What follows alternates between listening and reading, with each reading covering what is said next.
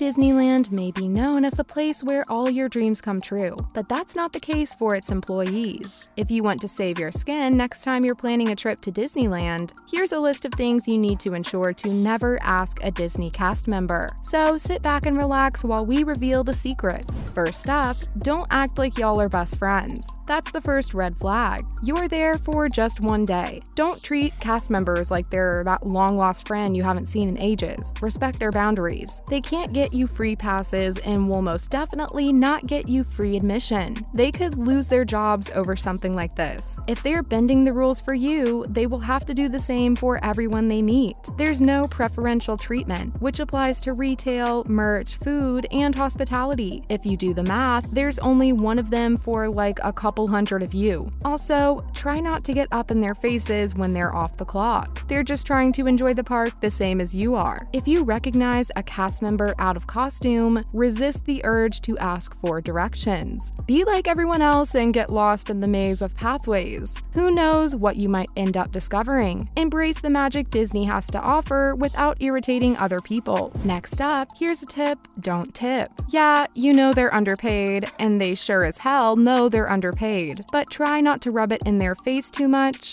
You're basically trapping the poor cast member in a lose-lose situation. If another coworker sees the exchange and rats on them, they're screwed. If other park goers see you, they either try and one-up you and tip more or report them to the manager. Here's looking at you, Karen. A word to the wise: don't tax the guy or gal working the 14-hour shift in the sweaty fursuit. They're doing it because they want to create a magical experience for you and your kids. They want to see you smile through the film of sweat coating their eyes. Just appreciate the moment and save that tip for the next underpaid waiter you come across. Up next, Mickey says, "No autographs, please." If you see your favorite character speeding ahead in front of you, don't break into a full tent sprint to reach them. And especially, don't grab a hunk of their costume to get a hold of them. That's only going to cause injury to both of you and the melting man inside the costume. There are other ways to grab the cast member's attention, like calling out to them from a safe distance or just following them, again at a safe distance to where they may be headed. Always keep your eyes and ears peeled for park attendants stationed nearby who are there to guide you towards having the best possible park experience. No one wants to leave Disneyland on crutches. Moving on, save the awkward questions for later. When you're in line to meet a fur character, just remember the golden rule: animals can't speak,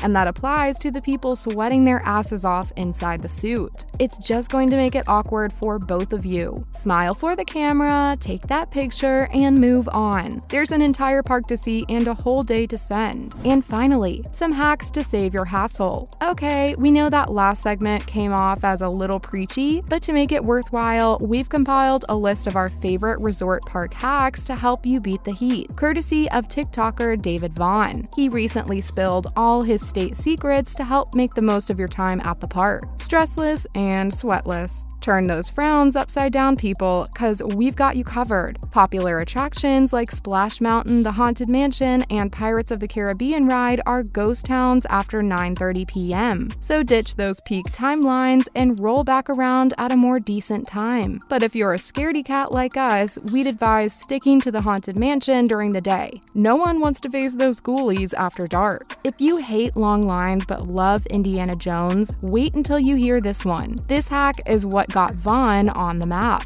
You've got to spend a little extra dough, but trust us when we say it's so worth it. So the first thing you can do is cash out on a fast pass and make sure you have it booked for the 2 to 3 p.m. slot for the Indiana Jones ride. The next thing you do is join the fast track line and count down the seconds till the ride breaks down. This ride's got it down to a routine to break down every damn day at the same time. Lucky, isn't it? Present your passes to the apologetic Disney cast member and try to wipe those smug smiles off your faces, please. And hey, presto, you've scored yourself a multi-use Fast Pass refund. Easier than taking candy from a baby. And if you thought that's all we had for you, think again. We also have the pin location of the hottest new chill zone in the whole resort, when you just want to rest your tootsies from trekking through that maze of a park. The tangled bathroom area has the biggest stroller park you can dream of, with the added bonus of shade and charger outlets. Rest those tired dogs in charging your tired phone at the same time. We consider that a win-win. No contest. Other related news. First up, RIP Disneyland Dubai. With 6 theme parks dotted around the world, Disneyland was rumored to be expanding its family with the lucky number 7. But the plans to build the Dubai resort never saw the light of day. But fret not, all hope is not lost. As with all things, the internet never forgets, and the leaked concept art for the park has been making its rounds on the interwebs. Dubai is known as a playground for the rich, and it seems that Disney had caught that infectious Dubai fever. The concept art stylized the Central Magic Kingdom castle as having a slight Agrabah-esque touch with soaring turrets and rounded domes. Nice touch there, Disney. There was a massive Star Wars-inspired Tomorrowland supposedly in the works, and even a brand new Cars Land complete with bright orange traffic cones, and Dubai's very own Radiator Springs.